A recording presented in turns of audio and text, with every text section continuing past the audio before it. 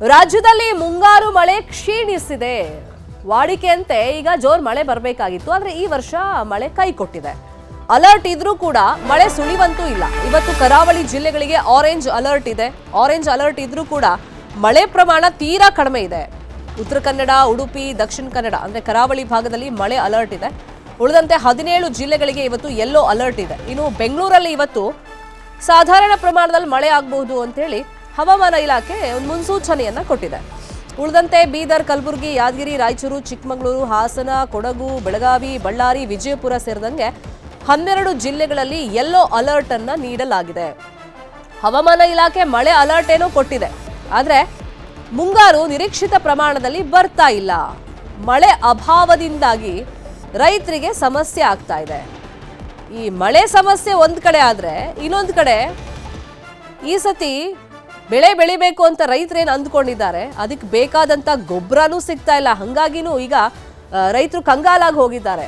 ಈಗ ಕೃಷಿ ಚಟುವಟಿಕೆಗಳು ಚುರುಕನ್ನ ಪಡ್ಕೊಳ್ಳುವಂತ ಸಮಯ, ಬಿತ್ತನೆ ಕಾರ್ಯ ಎಲ್ಲ ಮಾಡುವಂತ ಸಮಯ. ಆದ್ರೆ ಮುಂಗಾರು ಕ್ಷೀಣಿಸಿದೆ, ಹಂಗಾಗಿ ರೈತರು ಈಗ ತಲೆ ಮೇಲೆ ಕೈ ಹೊತ್ತು ಕೂತಿದ್ದಾರೆ. ಸೊ ಈ ಸತಿ ಮಳೆ ಆಗ್ಲಿಲ್ಲ ಅಂತಂದ್ರೆ ನೋಡಿ, ಒಂದು ರೈತರಿಗೆ ಸಮಸ್ಯೆ ಆಗುತ್ತೆ, ಮತ್ತೊಂದು ಕಡೆ ಅಂತರ್ಜಲ ಕುಸಿತ ಆಗುತ್ತೆ, ಇನ್ನು ವಿದ್ಯುತ್ ಕೈ ಕೊಡುತ್ತೆ. ಹೀಗೆ ಹಲವಾರು ಸಮಸ್ಯೆಗಳಂತೂ ಮಳೆ ಕಮ್ಮಿ ಆದಂಥ ಸಂದರ್ಭದಲ್ಲಿ ಆಗುತ್ತೆ. ಆಲ್ರೆಡಿ ಈಗ ಕೆಲವೊಂದು ಡ್ಯಾಮ್ಗಳಲ್ಲಿ ನೀರು ನಿಧಾನವಾಗಿ ತುಂಬಬೇಕಾಗಿತ್ತು, ಬಟ್ ನೀರು ಖಾಲಿ ಆಗ್ತಾ ಇದೆ. ಅದು ಕೂಡ ಮುಂದಿನ ದಿನಗಳಲ್ಲಿ ಒಂಥರ ಬರಗಾಲದ ಪರಿಸ್ಥಿತಿ ಬರುತ್ತಾ ಅಂತೇಳಿ ಆತಂಕವನ್ನ ಸೃಷ್ಟಿ ಮಾಡಿದೆ.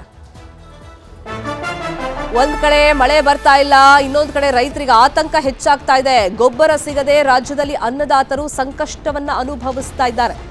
ಸರತಿ ಸಾಲಲ್ಲೇ ಬಿತ್ತನೆಯ ಕಾಲ ಕಳೀತಾ ಇದೆ, ಅಂದ್ರೆ ಅಲ್ಲೇ ಟೈಮ್ ವೇಸ್ಟ್ ಆಗಿ ಹೋಗ್ತಾ ಇದೆ. ಬೆಳಿಗ್ಗೆಯಿಂದ ಸಂಜೆ ತನಕ ಕ್ಯೂನಲ್ಲೇ ರೈತರು ನಿಂತ್ಕೊಂಡಿರ್ಬೇಕು. ಊಟ ತಿಂಡಿ ಬಿಟ್ಟು ಅನ್ನದಾತರು ಕಾಯ್ತಾ ಇದ್ದಾರೆ. ರಾಜ್ಯದ ಬಹುತೇಕ ಜಿಲ್ಲೆಗಳಲ್ಲಿ ಗೊಬ್ಬರದ ಸಮಸ್ಯೆ ಕಾಡ್ತಾ ಇದೆ. ಕ್ಯೂನಲ್ಲಿ ತಮ್ಮ ದಾಖಲೆ ಮತ್ತೆ ಚಪ್ಪಲಿಗಳನ್ನ ಇಡ್ತಾ ಇದ್ದಾರೆ. ಎಷ್ಟೊತ್ತು ಅಂತ ನಿಲ್ಲೋದು ಅಥವಾ ಕ್ಯೂನಲ್ಲಿ ಕೂತ್ಕೊಳ್ಳೋಕೆ ಸಾಧ್ಯ ಅವ್ರಿಗೆ? ಹಂಗಾಗಿ ದಾಖಲೆ ಮತ್ತೆ ಚಪ್ಪಲಿಗಳನ್ನಿಟ್ಟು ವೇಟ್ ಮಾಡ್ತಾ ಇದ್ದಾರೆ. ವಿದ್ಯುತ್ ಇಲ್ಲ ಅಂತ ಹೆಬ್ಬೆಟ್ಟಿನ ಗುರುತನ್ನ ಪಡ್ಕೊಳ್ತಾ ಇಲ್ಲ. 1 ಎಕರೆಗೆ 1 ಚೀಲ ಯೂರಿಯಾ ವಿತರಣೆಯನ್ನ ಮಾಡ್ತಾ ಇದ್ದಾರೆ. ನಿಜಕ್ಕೂ ಇಲ್ಲಿ ಯೂರಿಯಾ ಇಲ್ವಾ ಅಥವಾ ಕೃತಕ ಅಭಾವ ಏನಾದರೂ ಸೃಷ್ಟಿ ಮಾಡ್ತಾ ಇದ್ದಾರಾ? ಅದನ್ನ ಕಾಳಸಂತೆಯಲ್ಲಿ ಮಾರಾಟ ಮಾಡ್ತಾ ಇದ್ದಾರಾ? ಹೀಗೆ ಹಲವಾರು ಪ್ರಶ್ನೆಗಳಂತೂ ಉದ್ಭವವಾಗಿದೆ. ಗೊಬ್ಬರ ನಿಜಕ್ಕೂ ಪೂರೈಕೆ ಆಗ್ತಿದೆಯಾ ಅಥವಾ ಡೀಲರ್ಗಳೇ ಇಲ್ಲಿ ಕಳ್ಳಾಟ ಮಾಡ್ತಾ ಇದ್ದಾರಾ? ಮುಖ್ಯಮಂತ್ರಿಗಳೇ ಸಮಸ್ಯೆಯನ್ನ ಬಗೆಹರಿಸಿ ಗೊಬ್ಬರ ಕೊಡಿಸಿ ಅಂತೇಳಿ ರೈತರು ಕೇಳ್ತಾ ಇದ್ದಾರೆ. ಕ್ಯೂನಲ್ಲಿ ನಿಂತ್ಕೊಳ್ತಾ ಇದ್ದಾರೆ, ಗಂಟೆಗಟ್ಟಲೆ ಕಾಯ್ತಾ ಇದ್ದಾರೆ. ಗಂಟೆಗಟ್ಟಲೆ ಅಲ್ಲ, ದಿನಗಟ್ಟಲೆ ಕಾಯ್ತಾ ಇದ್ದಾರೆ. ಆದ್ರೆ 1 ಎಕರೆಗೆ 1 ಚೀಲ ಯೂರಿಯಾ ಕೊಡ್ತೀವಿ ಅಂತೇಳಿ ಹೇಳ್ತಾ ಇದ್ದಾರೆ. ಇನ್ನೊಂದು ಕಡೆ ವಿದ್ಯುತ್ ಇಲ್ಲ ಅಂತೇಳಿ ಹೆಬ್ಬೆಟ್ಟನ್ನು ತಗೊಳ್ತಾ ಇಲ್ಲ, ಅಲ್ಲೂ ಡಿಲೇ ಆಗ್ತಾ ಇದೆ. ಗೊಬ್ಬರ ಸಿಗದೆ ನಾವು ಕೃಷಿ ಹೆಂಗ್ ಮಾಡೋದು, ಬಿತ್ತನೆ ಕಾರ್ಯ ಹೆಂಗ್ ಮಾಡೋದು ಅಂತ ರೈತರು ಕೇಳ್ತಾ ಇದ್ದಾರೆ. ಈ ಮಧ್ಯದಲ್ಲಿ ನಿಜಕ್ಕೂ ಅಲ್ಲಿ ಗೊಬ್ಬರ ಕೊರತೆ ಕಾಡ್ತಾ ಇದೆಯಾ ಅಥವಾ ಈ ಡೀಲರ್ಗಳಿರ್ತಾರಲ್ಲ ಅವರು ಕೃತಕ ಅಭಾವವನ್ನು ಸೃಷ್ಟಿ ಮಾಡಿ ಅದನ್ನ ಬೇರೆ ಕಡೆ ಜಾಸ್ತಿ ರೇಟಿಗೆ ಏನಾದ್ರು ಮಾರ್ಕೊಳ್ತಾ ಇದ್ದಾರಾ? ಈ ಥರದ ಪ್ರಶ್ನೆಗಳು ಕೂಡ ಉದ್ಭವವಾಗುತ್ತೆ. ಇಲ್ಲಿ ಸಪ್ಲೈ ಪ್ರಾಪರ್ ಆಗಿ ಆಗ್ತಾ ಇದೆಯಾ ಇಲ್ವಾ? ಸೊ ಆ ಬಗ್ಗೆ ಮಾಹಿತಿಗಳಂತೂ ಇಲ್ಲ. ಹಂಗಾಗಿ ಇಲ್ಲಿ ಕಳ್ಳಾಟಗಳು ಜಾಸ್ತಿ ಆಗ್ತಾ ಇದೆ. ಇನ್ನು ಕಲಬುರಗಿಯಲ್ಲಿ ಸಮರ್ಪಕವಾಗಿ ರಸಗೊಬ್ಬರ ಸಿಗ್ತಾ ಇಲ್ಲ. ಬಿತ್ತನೆಗೆ ತಯಾರಿಯನ್ನ ರೈತರು ಮಾಡ್ಕೊಂಡಿದ್ದಾರೆ, ಆದ್ರೆ ಗೊಬ್ಬರ ಸಿಗ್ತಾ ಇಲ್ಲ. ನಿತ್ಯ ಪರದಾಟವನ್ನ ಪಡ್ತಾ ಇದ್ದಾರೆ.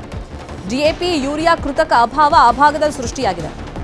ನೋಡಿ, ಸಿಗಲ್ಲ ಅಂತ ಹೇಳ್ತಾರೆ, ಅಲ್ಲಿ ರೈತರು ಕ್ಯೂನಲ್ಲಿ ನಿಂತ್ಕೊಂಡಿದ್ದಾರೆ. ಬಟ್ ಸ್ವಲ್ಪ ದುಡ್ಡು ಜಾಸ್ತಿ ಕೊಟ್ಬಿಟ್ರೆ ಸಿಗುತ್ತಂತೆ, ಅಧಿಕ ಬೆಲೆಗೆ ಮಾರಾಟ ಮಾಡ್ತಾ ಇದ್ದಾರಂತೆ. ರೈತರನ್ನ ಸುಲಿಗೆ ಮಾಡ್ತಾ ಇದ್ದಾರೆ ಏಜೆನ್ಸಿಯವರು. ಕೃಷಿ ಇಲಾಖೆ ಅಧಿಕಾರಿಗಳ ವಿರುದ್ಧ ರೈತರು ಆಕ್ರೋಶವನ್ನ ವ್ಯಕ್ತಪಡಿಸ್ತಾ ಇದ್ದಾರೆ. ಸೊ ಇದರಿಂದಾನೇ ಗೊತ್ತಾಗುತ್ತೆ, ಅಂದ್ರೆ ಕೃತಕ ಅಭಾವವನ್ನ ಸೃಷ್ಟಿ ಮಾಡಿ ಇಲ್ಲಿ ಹಣ ಮಾಡ್ಕೊಳ್ಳುವಂತ ಸ್ಕೀಮ್ ಅನ್ನ ಇವ್ರುಗಳು ಹಾಕೊಂಡಿದ್ದಾರೆ ಅನ್ನೋದಂತೂ ಸ್ಪಷ್ಟವಾಗಿ ಗೊತ್ತಾಗ್ತಾ ಇದೆ. ಏಜೆನ್ಸಿ ಅವರು ದುಡ್ಡು ಜಾಸ್ತಿ ಕೊಟ್ರೆ ರೈತರಿಗೆ ಗೊಬ್ಬರ ಕೊಡ್ತಾ ಇದ್ದಾರೆ. ಅದೇ ಸರತಿ ಸಾಲಲ್ಲಿ ನಿಂತ್ಕೊಂಡು ನ್ಯಾಯವಾಗಿ ಕೊಡಿ ಅಂತಂದ್ರೆ ಕೊಡ್ತಾ ಇಲ್ಲ. ದಿನಕ್ಕೊಂದು ಕತೆಗಳನ್ನ ಹೇಳ್ತಾ ಇದ್ದಾರೆ, ರೈತರನ್ನ ಕಾಯಿಸ್ತಾ ಇದ್ದಾರೆ. ಬಿತ್ತನೆ ಮಾಡುವಂತ ಸಂದರ್ಭದಲ್ಲಿ ರೈತರು ಪಾಪ ಈ ರೀತಿ ಗೊಬ್ಬರದ ಅಂಗಡಿ ಮುಂದೆ, ಏಜೆನ್ಸಿ ಮುಂದೆ ಕ್ಯೂನಲ್ಲಿ ನಿಂತ್ಕೊಂಡು ದಿನಗಳನ್ನ ಕಳೀತಾ ಇದ್ದಾರೆ. ಇಲ್ಲಿ ಕೃತಕ ಅಭಾವವನ್ನ ಸೃಷ್ಟಿ ಮಾಡಿದ್ದಾರೆ ಅಂತ ಮೇಲ್ನೋಟಕ್ಕೆ ಅನ್ನಿಸ್ತಾ ಇದೆ. ಕಲಬುರಗಿ ಜಿಲ್ಲೆಯಲ್ಲಿ ಇವತ್ತು ರಸಗೊಬ್ಬರ ಒಂದು ಕೊರತೆ ಎದ್ದು ಕಾಣಲಾಗ್ತದ.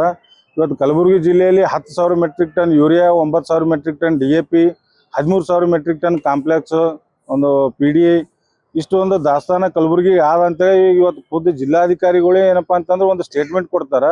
ಇವತ್ತು ರೈತರು ನೋಡಿದ್ರೆ ಏನಪ್ಪಾ ಅಂದ್ರೆ 1 ಕಿಲೋಮೀಟರ್ ಏನದ ಇವತ್ತು ಪಾದರಕ್ಷೆಗಳು ಪಾಳಿ ಹಚ್ಚಿ ಇವತ್ತು ಹೊಡೆದಾಡಿ ಇವತ್ತು ಗೊಬ್ಬರ ತಗೋ ಪರಿಸ್ಥಿತಿ ನಮ್ಮ ಕಲಬುರಗಿ ಜಿಲ್ಲೆದಾಗ ನಿರ್ಮಾಣ ಆಗ್ಯದ.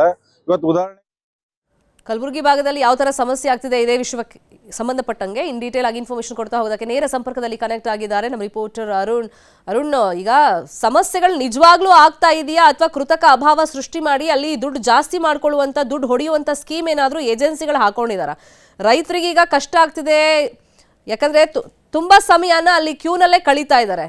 ಈಗ ಏಜೆನ್ಸಿ ಅವರು ಏನ್ ಹೇಳ್ತಿದ್ದಾರೆ ಇದಕ್ಕೆ ಸಂಬಂಧಪಟ್ಟಂಗೆ? ಅಧಿಕಾರಿಗಳು ಏನ್ ಸಬೂಬ್ ಕೊಡ್ತಾ ಇದ್ದಾರೆ? ಕಲಬುರಗಿ ಜಿಲ್ಲೆಯಲ್ಲಿ ಅಂತಾರೆ ಪ್ರತಿ ಈ ಬಾರಿ ನಮ್ಗೆ ಏನಂತಂದ್ರೆ 19,000 ಮೆಟ್ರಿಕ್ ಟನ್ ಅನ್ನ ಗೊಬ್ಬರನ DAP ಗೊಬ್ಬರನ ಬರಬೇಕಾಗಿತ್ತು. ಆದ್ರೆ ನಮ್ಮ ಜಿಲ್ಲೆಗೆ ಬಂದಿರೋದು ಕೇವಲ 5,000 ಮೆಟ್ರಿಕ್ ಟನ್. ಹೀಗಾಗಿ ಈ ಒಂದು ಭಾಗದಲ್ಲಿ ಈಗ ಗೊಬ್ಬರದ ಅಭಾವ ಉಂಟಾಗಿರುವಂತದ್ದು.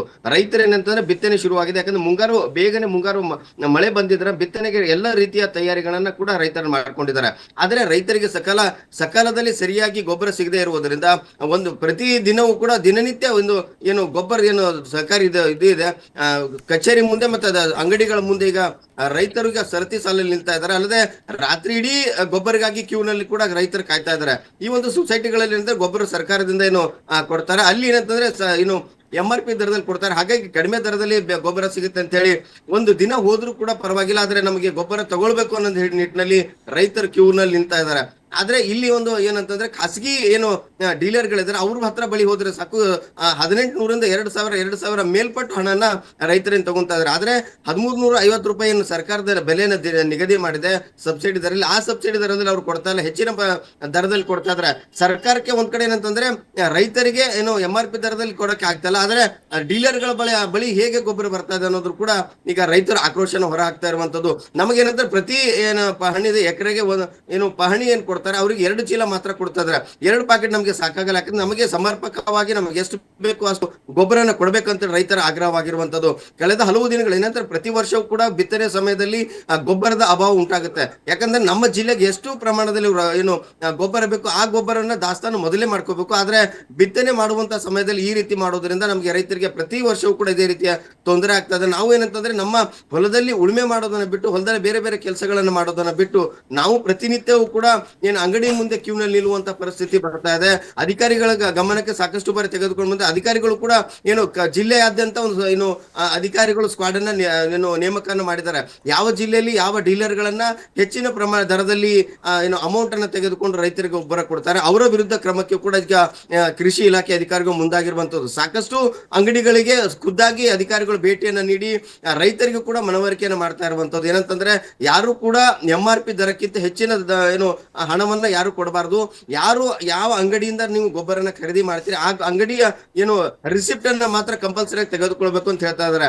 ಆದ್ರೆ ಇಲ್ಲಿ ಏನಂತಂದ್ರೆ ಡೀಲರ್ಗಳು ಹೆಚ್ಚಿನ ಪ್ರಮಾಣದ ದುಡ್ಡನ್ನ ಕೊಡದೇ ಇದ್ರೆ ಅವರಿಗೆ ಗೊಬ್ಬರನ ಕೊಡ್ತಾ ನಮ್ಮ ಹತ್ರ ನೋ ಸ್ಟಾಕ್ ಅನ್ನ ನಮ್ಮ ಹತ್ರ ಸ್ಟಾಕ್ ಇಲ್ಲ ನೋ ಸ್ಟಾಕ್ ಬೋರ್ಡ್ ಗಳನ್ನ ಈ ರೀತಿ ಒಂದು ಸಬೂಬನ್ನು ಹೇಳ್ತಾ ಇದಾರೆ.